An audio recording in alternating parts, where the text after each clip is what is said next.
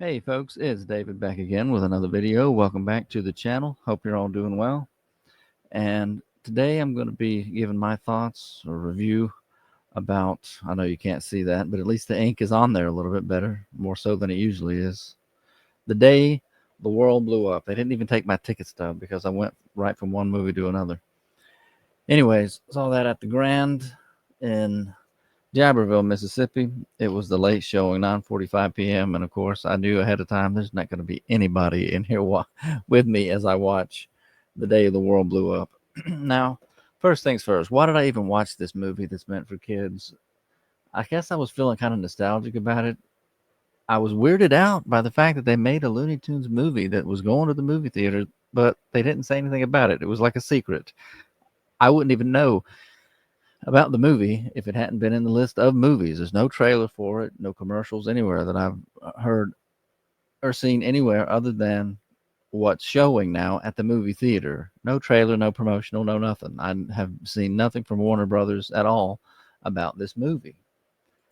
And I just saw the image of them there, like clutching each other, Porky Pig, and like hugging each other, Daffy Duck and Porky Pig. And I just thought, you know what?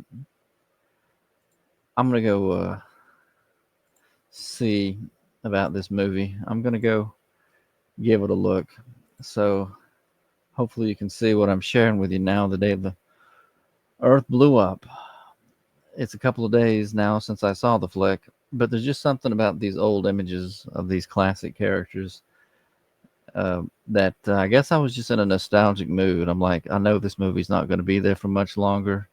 Oh, look, it's made $11 million. That's good. That's nice to know. Released on the 14th.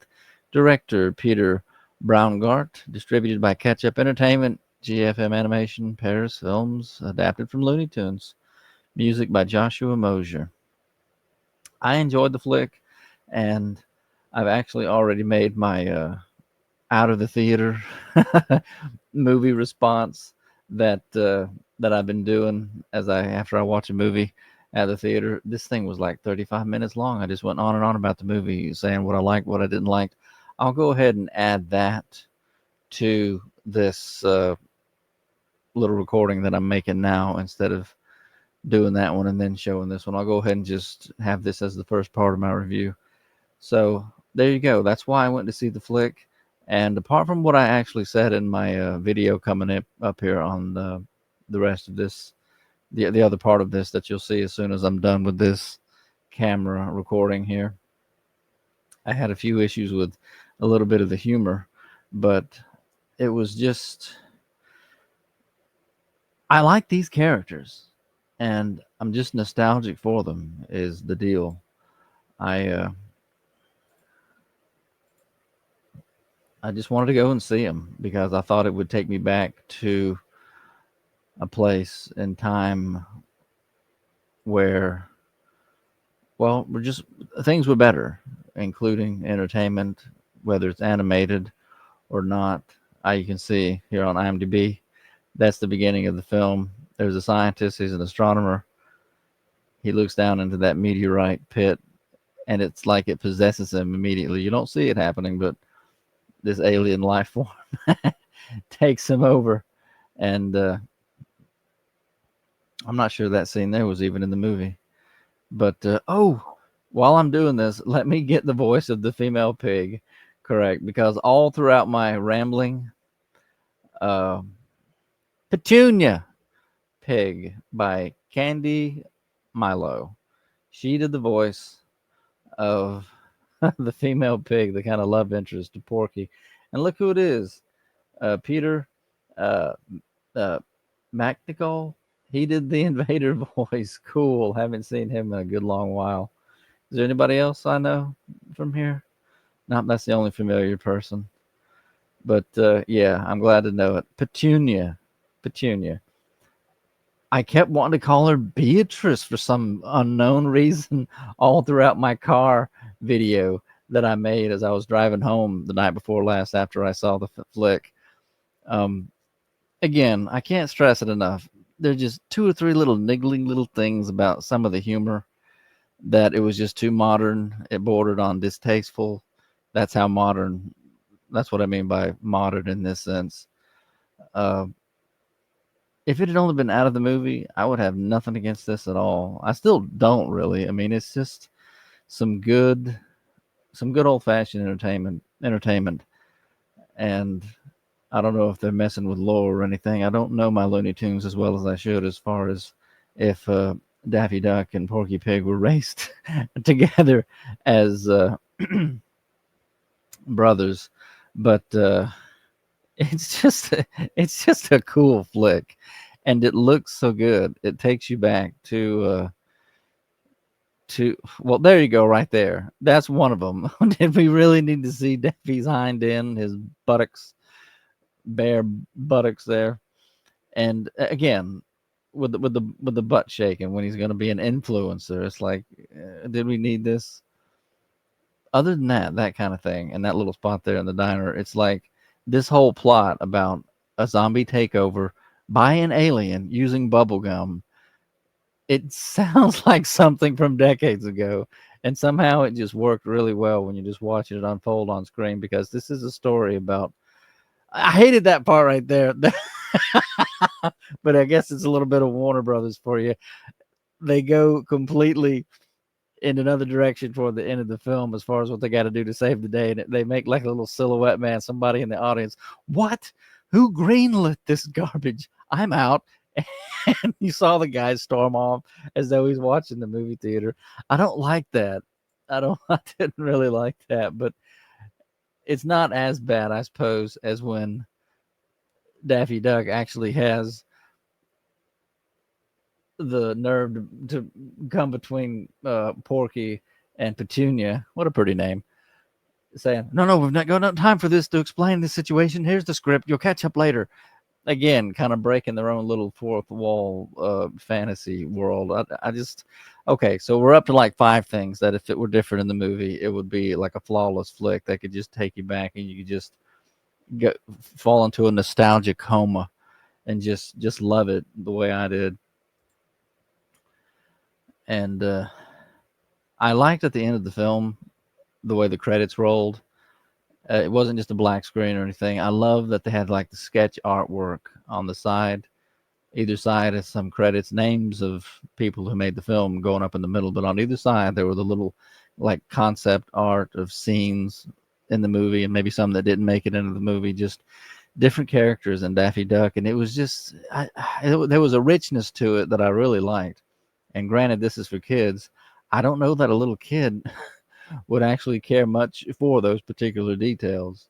But like I said, I guess this is for the old fogies like me. One of the funniest movies of the year.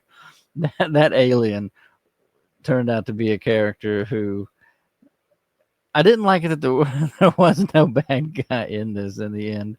It was, you just had to kind of go with it because really there was no need for it. Now that I think about it, no need for a bad guy, because this is a story about, like, from the beginning of the end, the way it starts off with Farmer John. Don't forget to take care of your home and stick together. This is a little story about 2 brothers who learn about themselves, who learn about each other.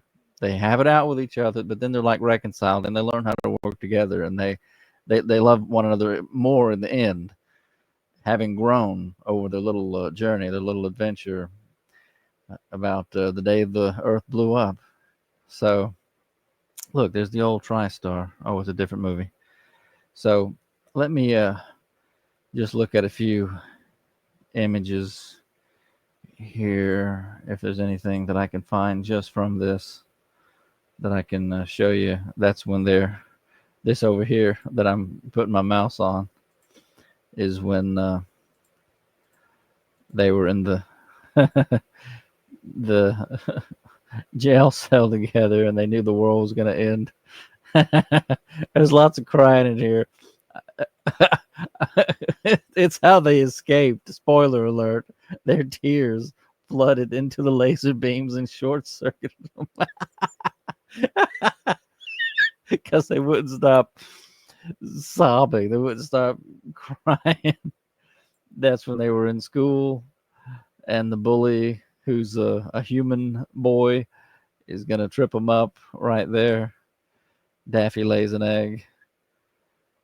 Beatrice really helps make this. She's a really sweet character. The whole plot with the gum is uh, there's something old timey about it. I can't think any other way to explain it than that. It's like one of a plot point, like from way back when, and you can see there's when the zombies were out. They've chewed the gum. They didn't drink the Kool-Aid in this movie. They chewed the gum. And you can see here the kind of animation they have for Farmer John. They kind of messed with me at the beginning. I'm like, why is this animation different from theirs? I didn't like it at first, but you just go with it until he finally starts to move his lips. But then that looks kind of freaky, and I just love the old Warner Brothers animation. The way they had this guy with the nose and that hat and that suit. That's all, folks.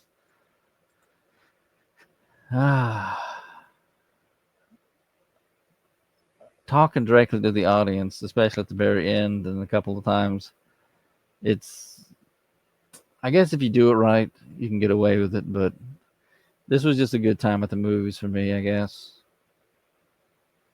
Hey, what is this? I wanted to Google this. Warner Brothers killed a Looney Tunes movie in 2020, but it's been saved by someone else and is coming to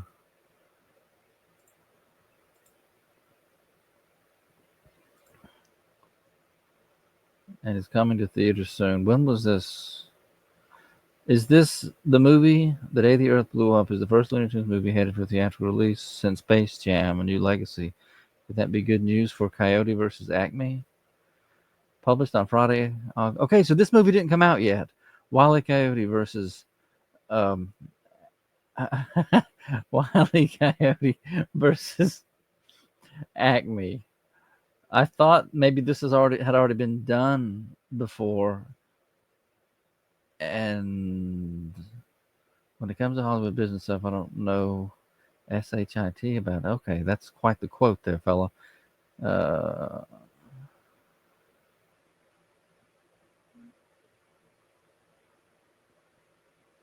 Okay. It's like the movie's been made but not been released. Okay, well that's one thing. And if The Day the Earth Blew Up does well, maybe they'll release the Coyote versus Acme movie. I'd like to see that. I went to see this one, so I would definitely go to see that now if they ever release it, because I went to see this one. So yeah, there you go. Wait, it didn't actually show this page, but at least you can see over here on the side. I'm looking at the Coyote and the lawyer there.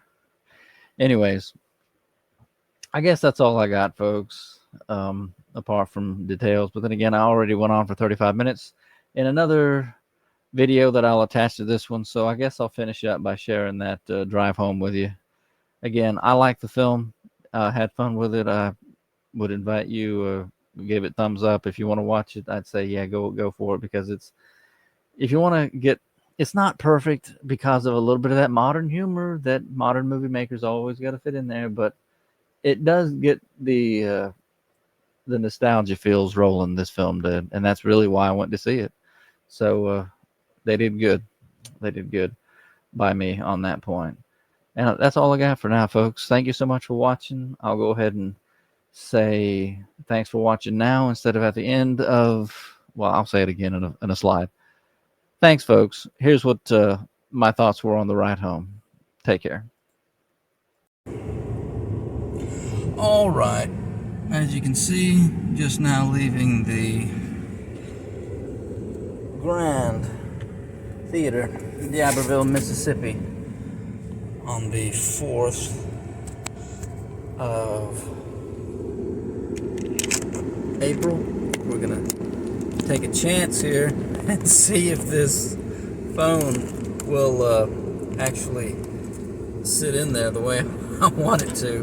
Greetings, folks. Welcome back to another review. It's obviously David, and I came down here after work this week, another week of over-the-road truck driving, and I said, you know what? Got a little bit of time this weekend. Don't want to just go right home. Don't want to drive home right away. I'm going to go catch a couple of flicks. So I watched Minecraft, and then I watched another movie, 9:45 p.m. that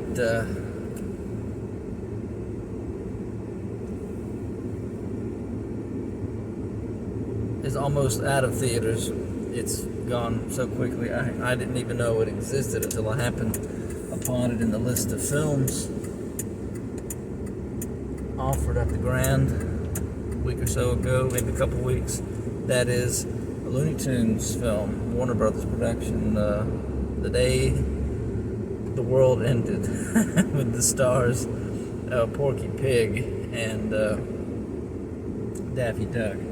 And, well, it was something else. I had heard about a movie that was going to be being offered, but it's just like this one. It's like it just came and went without me even knowing it. It got like no marketing, didn't get word out about it or anything. It was just an idea that I had heard in passing from some YouTube commentators. It was Wile E. Coyote versus Acme or something like that. It was him suing Acme for all the things that killed him or almost killed him throughout time or whatever, but it just sounded like such a funny idea. But again, I think that's already come out. Don't quote me on that. I'm not for sure certain, but I think it's actually come and gone already. But I said, you know what? It would be a neat thing to just come down here and watch a Looney Tunes movie. Not some huge production and not some big 3D Pixar whatever. Just some good old-fashioned 2D from a property that is like an American mainstay. Been around since the... How long has Looney Tunes been around? I don't even know. But anyways, let me go ahead and talk about Looney Tunes first, since that's what I just saw most recently. I'll get into Minecraft when I can sit down in front of my computer, make a video that way. Quick review. First, let me get 3 or 4 little gripes out of the way. Things that I did not like about the movie. That is The Day the World Ended. And it was the... I don't like the modernization, the little current day elements, little things that they throw in there, particularly things that are distasteful. When I came down here to watch this movie featuring a couple of almost ancient and beloved characters at this point, as far as Western culture, American culture. These two particular cartoon characters, Porky Pig and Daffy Duck, and for them to put in some stuff that I'm like, you didn't have to put that in the movie. It didn't make it any more funny, and it didn't enrich the film, and so it didn't make my movie-going experience any better. Let me go ahead and get to it. There's a part of the movie where they're trying to raise money to fix their roof. They got to go to work, and one of the jobs that they first try out, or that Daffy says, well, I know, I'll be a YouTube influencer. And they immediately go to like this lowest common denominator thing. And for like 5 or 6 seconds, you see like a big booty Daffy Duck twerking to some rap music or whatever that was. And then he gets with Porky Pig and he's like, did we get 1 million views yet and enough money to get our roof fixed? Because the whole premise of their story for this movie is that the building inspector, the community guideline, neighborhood inspection, whatnot, are they in code or not? They have the home inspector come by, and they haven't really kept their home, and so everything's good. Not really, but everything's good, the lady says, except the roof. And they didn't realize there's this massive hole in their roof. So they're trying to raise money so they'll be able to keep their home and it not be condemned and then be homeless. There, I've just taken the ramp and I can see the Grand is about to be all behind me there. So I'm on my way home now. And yeah, I think I might go ahead and just get the whole Looney Tunes review, The Day the World Stood Still, out in this little drive time review. Hope the audio is coming through okay. I turned the air off. So there's that one thing. I don't want to see any of my Looney Tunes characters twerking or shaking their butts, stuff like that. Because part of what I like about Looney Tunes is this is, at least to me, in my mind, these are old characters from a time.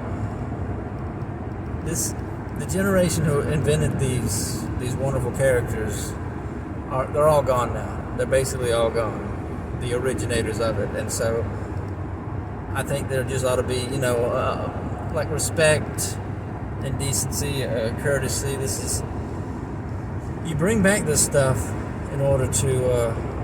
It's like a celebration, whenever you do a movie like this, featuring these particular characters, at least in my mind, where I was coming from and why I wanted to come and see this movie, when I knew for sure nobody's going to be watching this movie with me, and I was the only one in the theater. A couple of the young people who have the janitorial job there, they said, watch your step, it might be slippery in here. We just had a birthday party, they said, and I guess they had so many kids in there or something for whatever reason. Maybe somebody spilled something, but I had almost half a mind to tell them, hey, you should have been in there in the theater where I was when they played Minecraft, or Minecraft, the theater that it played in, at the movie theater, because there were all kind of kids in there, and there's no telling what all they spilled. Anyways, back to the movie. There were like at least 4 things. Daffy Duck twerking his butt, big booty scene. That was one thing. I could do without that. I wish that wasn't in there. Another thing, actually there were a couple more things, but maybe I'll remember them as I go. One thing, I didn't like the way they broke the little cartoon fantasy, even though it is just a little cartoon, entertaining movie. They did this thing where the female pig, and I'm sorry I'm not recalling her name right now, but Porky Pig, basically a love interest, sort of little pig girlfriend. Is it Beatrice? It's not Beatrice. What a name, David. Why are you thinking of that name? I wish I had wrote down the names before I got into here talking about it. Anyways, she and Porky Pig are reunited in this scene, and they're trying to explain what's happened to each other and how. Well, she's like, "What happened?" She's just been brought out of the bubblegum zombie trance, and Porky Pig is stuttering, and his classic stutter, and trying to tell her, and all of a sudden Daffy jumps in between them and says, No, here's the script. You catch up on your own time. We've got a planet to save, a world to save, or something like that. And I'm like, oh man, they did the Deadpool junk, which I always hate. That's why I never watch the Deadpool movies. That's not the line of the script. That's not what we're supposed to say next. I hate it when they do that in anything. I don't care if it is a cartoon.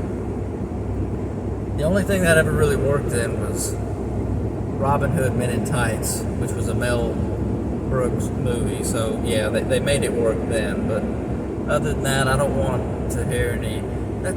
Just read the script in your own time. We've got to speed things up here. We've got to keep our hour and 35-minute runtime or whatever it is. And there were a couple of other things that it just. I can't remember what they are now, but it's not really on par with the Daffy Duck big booty shaking scene. Like, he's not just an influencer. They went straight to the lowest common denominator, sort of showing your stuff on the internet for money kind of a thing. And it just, anything like that just rubs me the wrong way. I don't want that in my Looney Tunes movie here. But who cares what I want? The other two or three things that were sort of like that, but not as in your face for 5 seconds like that was. But other than that, I'll go ahead and get on with the movie. I want to say something about the animation style just for a second. I was getting nostalgia vibes big time, and that's why I went to see this movie. Just a 2D animated movie, not really like The Lion King of old, or Aladdin, or Beauty and the Beast, like the Disney classics, like from when I was a kid, but still, just that 2D animation. I really liked it, and that they used that Looney Tune style. And yes, there is a I forget what you call it, Technicolor Dreams, whatever. The old look, and not that it is old in terms of how old it is, but that style from that time, and the way that they do certain backgrounds and they do certain still scenes where maybe the camera, as it were, cuts away from showing you our two characters or whoever, and then over to, like, for instance, in this movie, in the upper corner of a room, a loudspeaker, the way that looked, I'm like, that is gorgeous to me. That is just beautiful. And you might not think much of it, but it's like, it looks so good to me. It looks so good, and there was plenty of that in this movie. But there were certain scenes when it was intermixed with other things, like the way they do things now, where it's a little bit too fast, or just not as thorough. I don't know how else to say it. Kind of bothered me, but there was plenty of that old-fashioned look to this that I really enjoyed. One quick gripe about the animation: I don't know why they did Farmer John the way that they did him when he was walking toward the pond, the creek, or whatever, there at the house. Their old house. And correct me if I'm wrong, I didn't know, maybe this just shows I don't actually know Looney Tunes, were Porky Pig and Daffy Duck raised as siblings? Maybe they were and I just forgot about it, or is this just a one-off story for this movie? I don't know. Anyways, it was something, and I liked it. But back to what I was saying about the Farmer John thing. They don't have his legs moving. They just have him as though he were like a chess piece, one solid piece, and just kind of skipping like that, like kind of bouncing one bounce at a time toward the. I'm like, why don't they just have him looking a little bit more like a regular person, like in the rest of the movie, just a little bit more? Because a couple of the still scenes where they just had him so like solid face. Maybe this is like an inside, well, you've got to know this about Looney Tunes and Farmer John or something like that, and I just don't get it. I hope somebody says that in the comments. I hope somebody says, well, that's the way that's supposed to be for Farmer John or something like that. Maybe from some original cartoon many years ago. I would take that, especially if you can reference exactly what you're talking about. But if not, if it's just something they chose to do in this movie, I'm like, ugh. Have something in his face moving besides his lips in that couple of little scenes there at the beginning. But anyways, as he just kind of fades out Mufasa style, I was tearing up. I was like, well, what is this? I've only known this guy for like a minute, but I'm like, why is he leaving? Was this sad thing where he's just fading off into the water, into the sun, into the clouds, and he leaves basically his boys, even though they're a pig and a duck. It's like they're basically raised as brothers, and he's basically like their father. So it's like, what is this? What is this?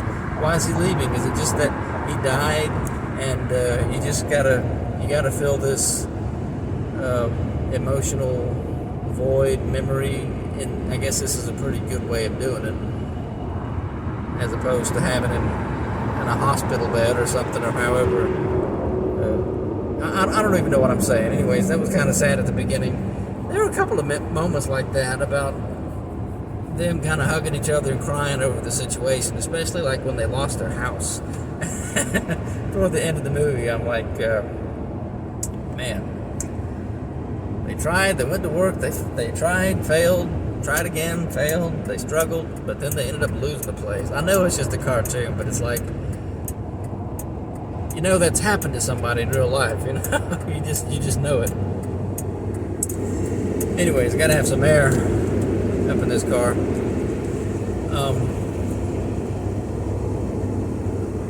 all the different jobs that they tried. Oh yeah, that reminds me of the other thing that I thought was like, I wish they didn't have that bit of dialogue like this. They tried all these jobs and failed to get work, to save money, to get their roof fixed. They're in a diner. Like, what are we gonna do? We're gonna lose the house. And it's a cute little thing that happens when the girl pig comes in. I don't know why I want to call her Beatrice. That wasn't her name. Something Triss. I'm not good with names. I'm just not good with names.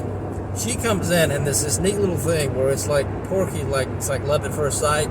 She comes in, and she's like disheveled from the outdoors or from the rain or something. But in Porky's eyes, it's like her hair is perfect and pristine, and she's like waving it back and stuff. And it's like, I'm surprised they didn't do that music where it's like, do, do, do, do, do, do, do. I can't believe they missed that opportunity to play that music. Anyways, and it keeps cutting back between what he's seeing and what their little reality is, where she's like, her hair is all frizzled and she can barely get up in the chair and stuff, and she just, it makes her like she's more pathetic than what he sees. And it's just this cute little thing. But what Daffy says is the other thing that was like, man, why do they have this bit of dialogue? Because it's this suggestive stuff.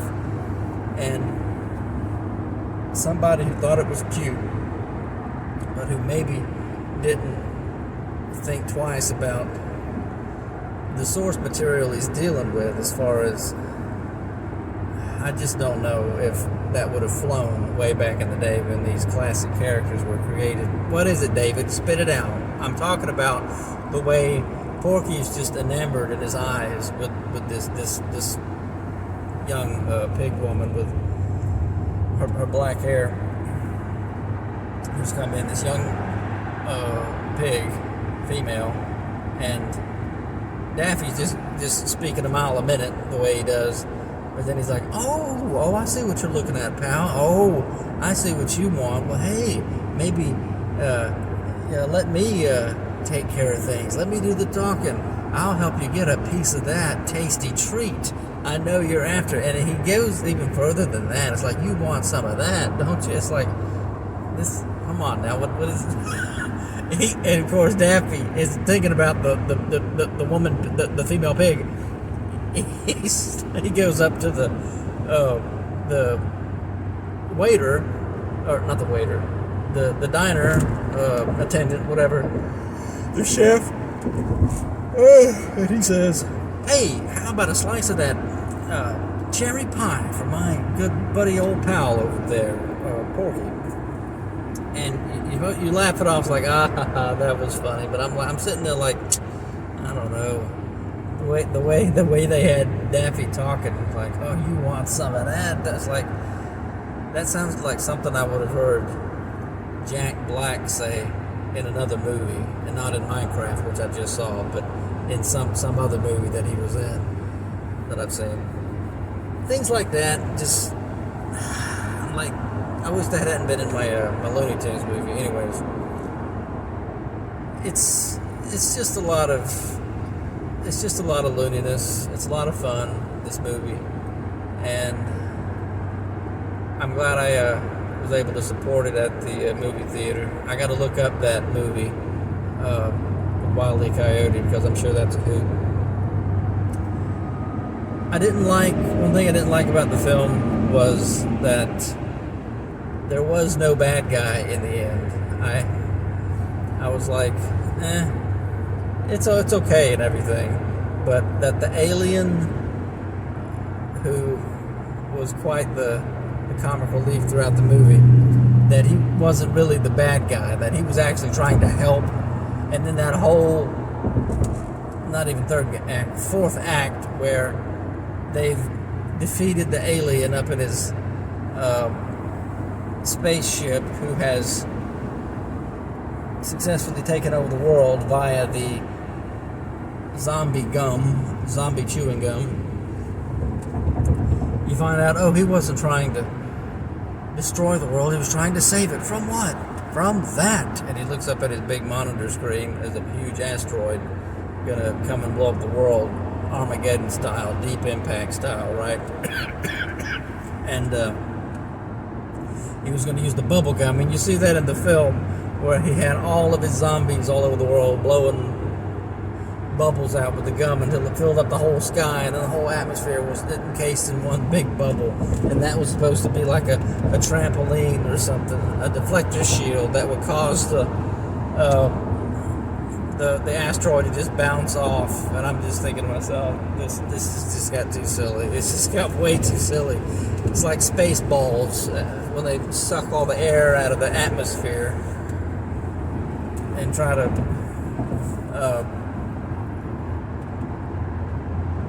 choke people to death, basically deprive them of air.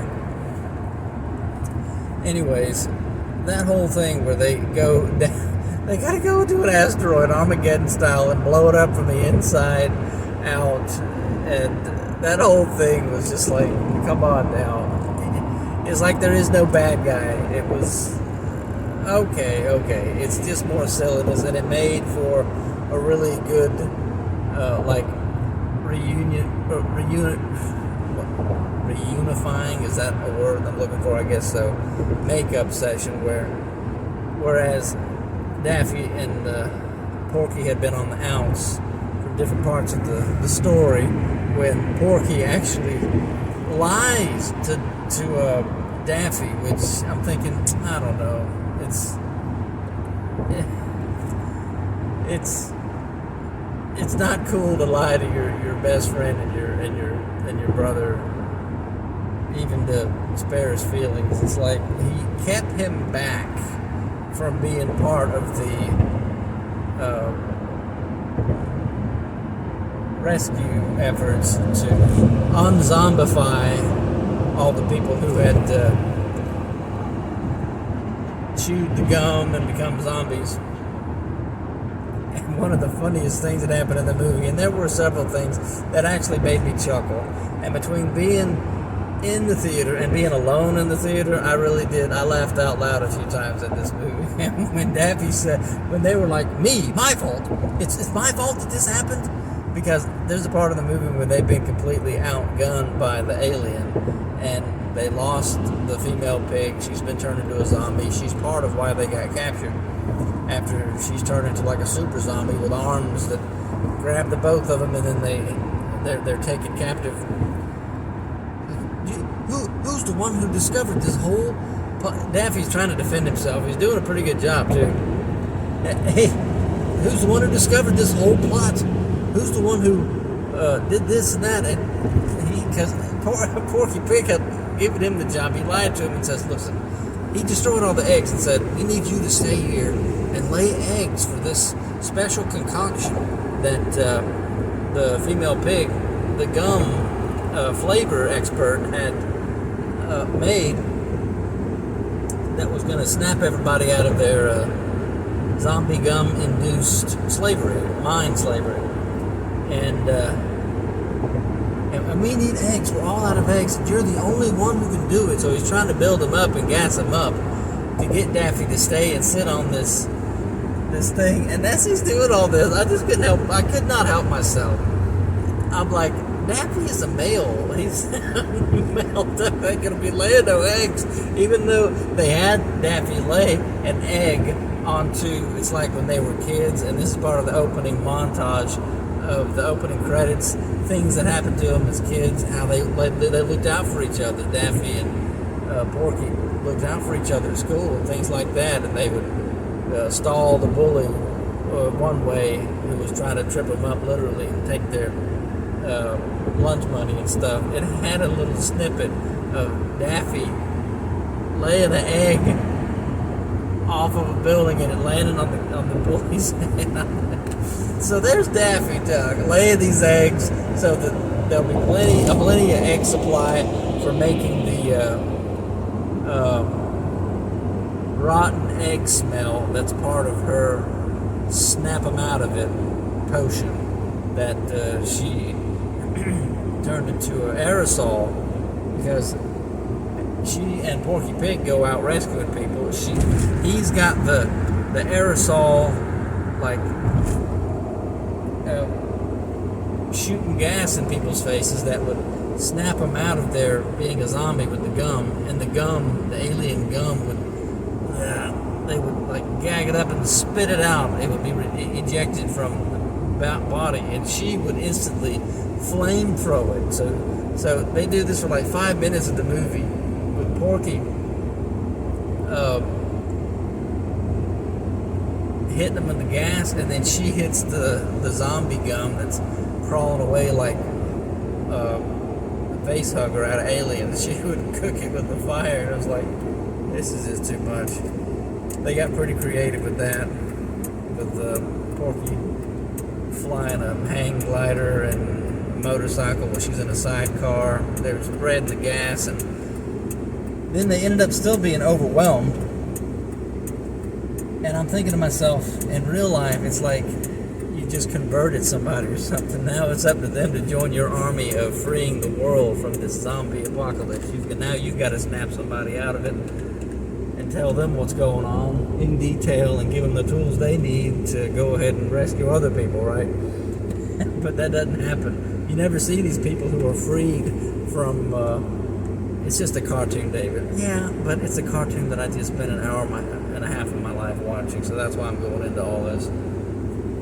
It's a funny movie, and one of the funniest bits was when Daffy was defending himself from Porky. He was like, because it's not fun when you're around. It just becomes a disaster. And it's really, it's so good that even the alien, who is like, these are the only two creatures who are still of themselves. Everybody else has been turned into a zombie. And so imagine that. There's the alien, there's Girl Pig, she's been turned into a zombie. There's the scientist who was turned into a zombie at the beginning of the movie. And there's the alien, I forget his name. The head alien, not that there are any other aliens except him in his spaceship and stuff. And there's Porky Pig and Daffy Duck. And Porky Pig and Daffy Duck are going at each other. And there's this line, and they do such a good job of zooming in on Daffy's face, of really bringing out the frustration and the anger when he says, if it weren't for me, all this, it's not my fault. I'm the one who uncovered this whole wicked plot to begin with. And then he says, do you have any idea how hard it is for a male duck to lay eggs? I'm getting it wrong the way I'm saying it, but it's like when he said that, I burst out laughing, because it's like, this is nuts. This is just absolutely nuts. But the alien is looking at him like he was going to kill him, but he's just getting so entertained by watching them go back and forth. All of a sudden, he's got popcorn in his hand, and he's just being entertained by his two captives going at each other. He spares them and throws them into this neat looking, looks like a lightsaber instead of a prison bars. It's like lightsaber, electronic beams, that kind of thing. And it was just a funny movie. It was just a good time. I wish I didn't have to watch movies late at night and then get home after midnight, but that's just the reality of my current situation as a driver. It had that feeling, especially, really, the only thing that really, there's a little bit of modern imagery, or I should say current day imagery, not modern imagery, but it was with the twerking thing, with Daffy Duck shaking his butt in that first allusion to like modern day social media, whatnot, because they're putting it in current day instead of just leaving it more so. Sure, you can have the internet and email and things like that, but it's just, I wish they would actually leave these movies back there in the 30s, 40s, 50s, 60s. I really do, because you could have told this story, and it would have been better on net by not having these two or three little things in there that just, it broke the good vibes, which I'd been feeling from the very first of the movie all the way up until that point. But yeah, I want to say again about the animation, how good it looks. There's something about what they can do with that old style, not just the 2D animation, but the way Looney Tunes, that unique look that's just for Looney Tunes, that it can scare you. And what I'm saying is, when they have that close-up of the scientist who, by the way, the film opens up with an observatory, right? And the scientist, he's an astronomer, he's like astronomer's log, and he's logging in a couple of unidentified objects, and he's seeing two anomalies in the sky, and he's watching one. I guess at the end you realize, oh, well, the other one was the asteroid that he was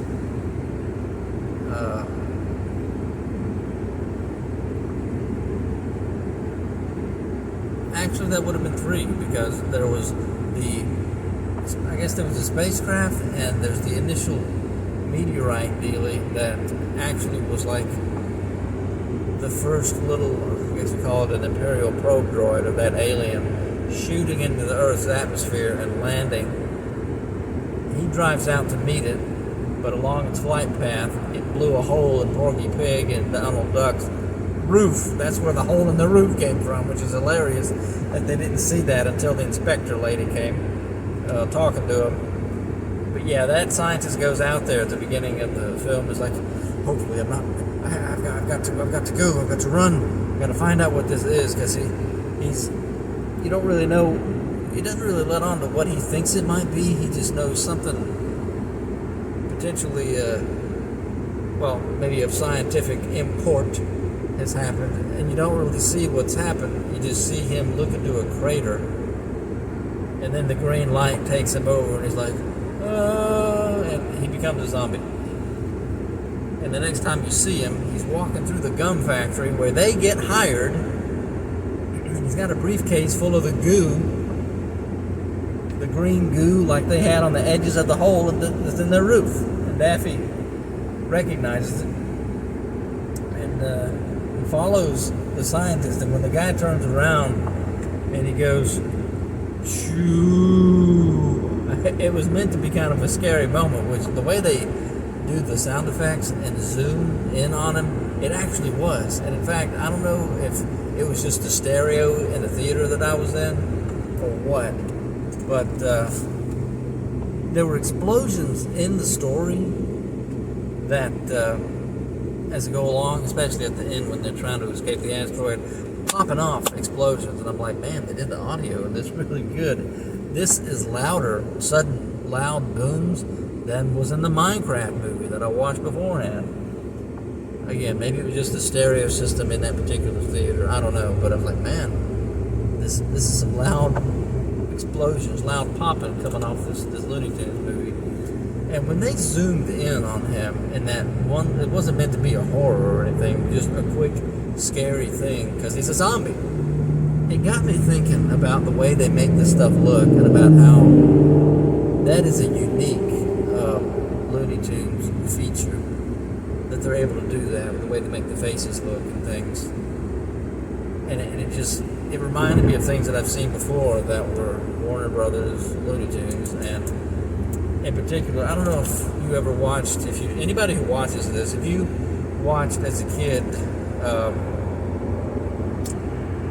Tiny Toons, I believe that was the name of the show, the little young kid versions, as it were, of Bugs Bunny, Daffy Duck, there was a girl bunny, I forget the name of her name, but I believe she was a car, she was a real hoot.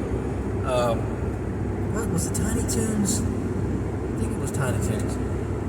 There's that episode where, like, the young version of Daffy Duck, the little green duck, they pick up that hitchhiker. Do you remember that? Do you remember that episode? And all of a sudden he's in the back seat, and the kid had been looking at him kind of wary of him, and the parents talking about nothing in the up front of the driver's seat, passenger seat. they don't have any idea what's going on in the back seat of the car, and it's lightning and storming outside as they drive along, and all of a sudden that hitchhiker puts on that hockey mask and a chainsaw. That scared me as a kid. I kid you not. The Tiny Toons. I was like, whoa, what in the world is this? I was like, what is this?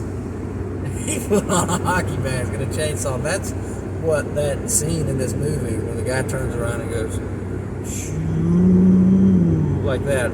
Because Chew is what they kept saying. I guess Chew was the name of the alien.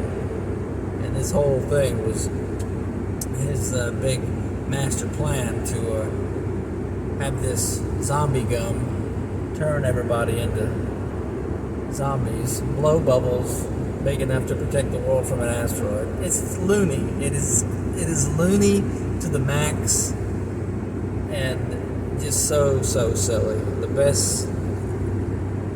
The best thing about the film overall was the back and forth between Daffy Duck and Porky Pig, and also the stuff that Daffy got into on his own, really. As he's trying to figure out what's going on, figure out the world, figure out himself, his relationship with his brother, and also the relationship between Porky Pig and the girl pig. It was good stuff. It was good stuff because she starts to stutter just like he does, and it's really cute. And I'll tell you, that's another thing I remember. They give you the backstory of how Porky Pig started to stutter. It's because of Daffy Duck, at least according to this movie. He accidentally knocks something into a wall that falls on Porky Pig head as a kid, and instantly is when he starts he starts stuttering when he's trying to say stuff. So yeah, it was just some good fun, and I'm glad I caught the flick at the theater. I hate wanting to see a movie at the theater and then missing out on it and not being able to support it at the theater. So I'm glad I went to catch this. And maybe I'll say a few more things when I get home. I don't know. But I'll stop for now, folks. Thank you for listening to me.